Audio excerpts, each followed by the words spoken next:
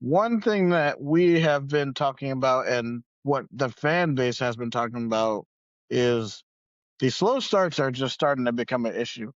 Yesterday was a game where you cannot have a team like this, and you can't have slow starts with a team like KU at home. Obviously, and this is a place where you historically struggle.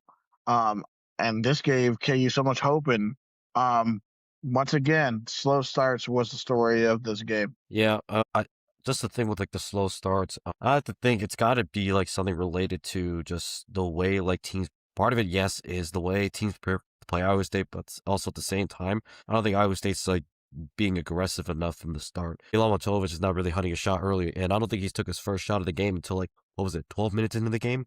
Yes, I also think they should have done.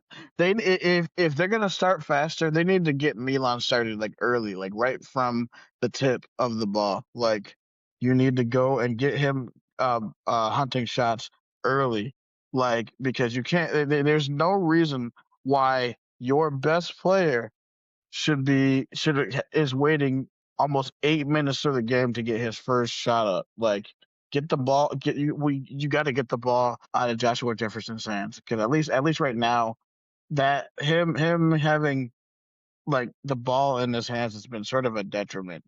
And no offense, I'm not trying to be like of that, but it's just honestly the truth.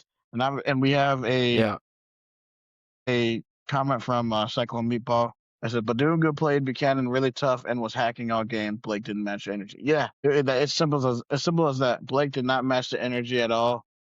Cody, if you wanted to yeah, I think this contribute was your a game where like you had to match the physicality.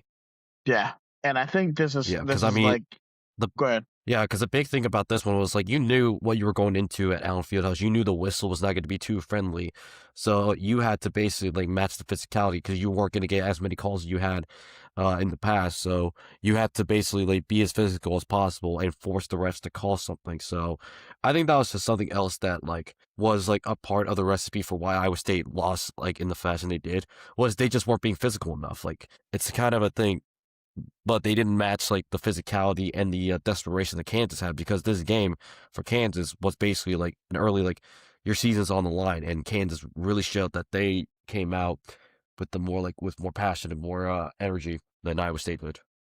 Yeah, and I'm not gonna lie to you, and excuse my language, but when you take an ass beating like that, two things happen. You either are going to lay down and sulk and be like, "Man, you know what? That sucks that we lost. Man, woe is me, YS," or it's going to be like, "Hey, you know what? We had a bad game. We still have everything in front of us. Let's go and do that and bounce back.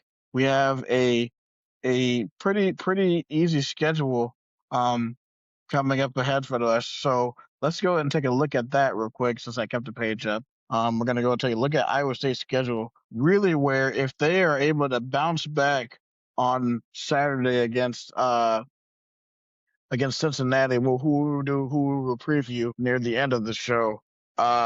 We really can get cooking. All right. So obviously, yes, we lost to Kansas, but look at the stretch of these next 1, 2, 3, 4, 5, 6, 7. We have seven winnable games before we play